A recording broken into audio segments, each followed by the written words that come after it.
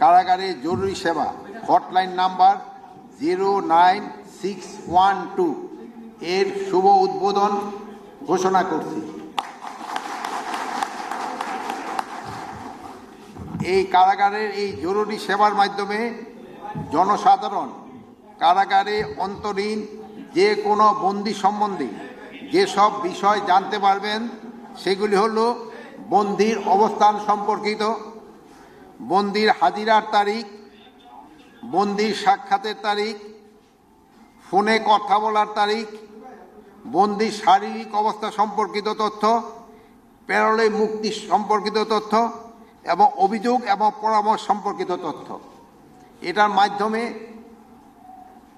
যে কোনো বন্দির আত্মীয় স্বজন এই সংবাদগুলি নিতে পারবেন। এই হটলাইনটা সবসময় খোলা থাকবে এবং এই হটলাইনেও আমরা এই যে আমাদের যারা এই 5ই অগাস্ট এবং জুলাই অগাস্টের বিপ্লবে যারা আহত হয়েছে আমরা তাদের থেকে এখানে এমপ্লয়মেন্ট দেওয়ার চেষ্টা করব,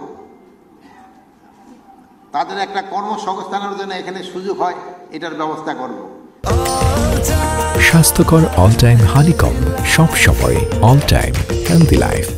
শোনেন, প্রায় 700-এর মতো এখনো বাইরে রয়ে গেছে, আর যারা ছিল তাদের সবাই আবার বন্দি করে কারাগারে রাখা হয়েছে।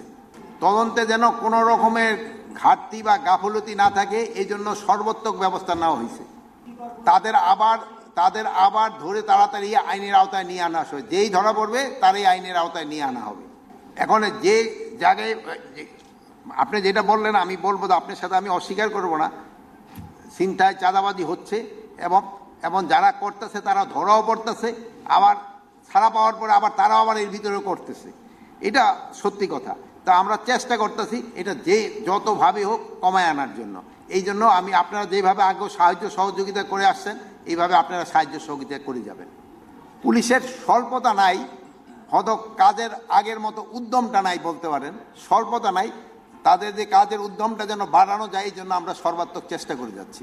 কারাবন্দি ওই জন্য দেখার এখানে আসা, আমি এখানে তাদের সাথে সাথে আমি কথাও বলছি, তাদের কোথায় খাবার ব্যবস্থা আছে ওইগুলিরও দেখা হয়েছে, তাদের গোসলের কি ব্যবস্থা দেখা হয়েছে। এখানে মোটামুটি তারা তাদের যেটা এন্টাইটেলমেন্ট ওইটা পাচ্ছে, কিন্তু একটা বড় সমস্যা হচ্ছে এইটা অথরাইজেশন তুলনায় বন্দির সংখ্যা বেশি, এই জন্য কিছুটা সমস্যা অনেক সময় হয়। সাধারণ ক্ষমায় কেউ কিন্তু আজ পর্যন্ত বের হয় নাই। এই না এরা সাধারণ ক্ষমায় এরা জামিন পেয়েছে, সাধারণ ক্ষমায় কেউ পায় না। সাধারণ ক্ষমা কিন্তু কারোর জন্যই ঘোষণা করা হয় নাই।